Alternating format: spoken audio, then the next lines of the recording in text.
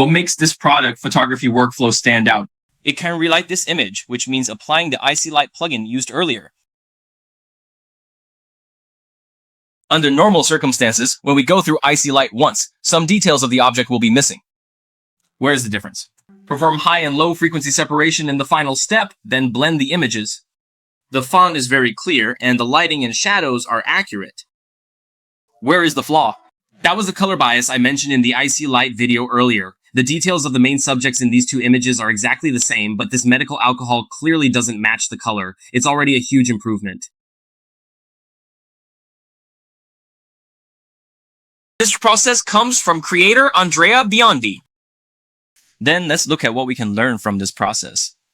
Let's first look at part 1. Part 1 is a tattoo design featuring contour net. It's been beat already.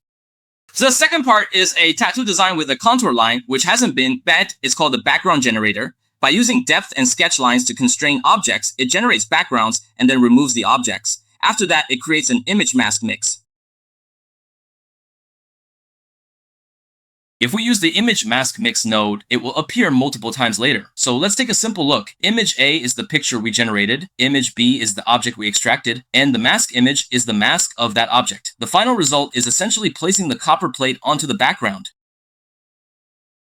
But once this bronze plate is attached, the lighting is usually incorrect. So we need to go through the IC Light process. The IC Light was mentioned earlier. We need to use masking images for lighting, including at least 4 methods. This is another one I added later. Here's another type, but of course I didn't connect it. If I were to use it, I would connect them like this, from image to image. How is this mask image created? It took the white parts from this image to create a mask, but it wasn't very effective, which is why I suggested using an external method to generate the mask. You can also paint it by hand and connect the masks accordingly. We've already covered 3 methods here. If you're interested, feel free to try them out. In this group, what is the key point? This prompt is definitely something you need to input. If you don't, just try it out and see. Generation of background images. You can also connect this relighting and reshading process with the LoRA model, which means you can use it to trigger more dazzling effects. The large model I'm using here is this cross-mix and a product photography LoRA. Remember to filter the algorithm with 1.5 here. You can also check other models on domestic websites like LLaVA if you want to look them up. Walk down here, and this is a frequency domain separation of the original image and the target image. Then mix it. I've already tidied up the wires. This area requires creating a low frequency image, which retains color information. The gray image at the top eventually reveals high frequency texture details, and you can see the text is very clear. This separates the high and low frequencies of the original image. Here is the separation of high and low frequencies after relighting. This is the low frequency image, and this is the high frequency image. Then image masking blending high frequency components of the original image.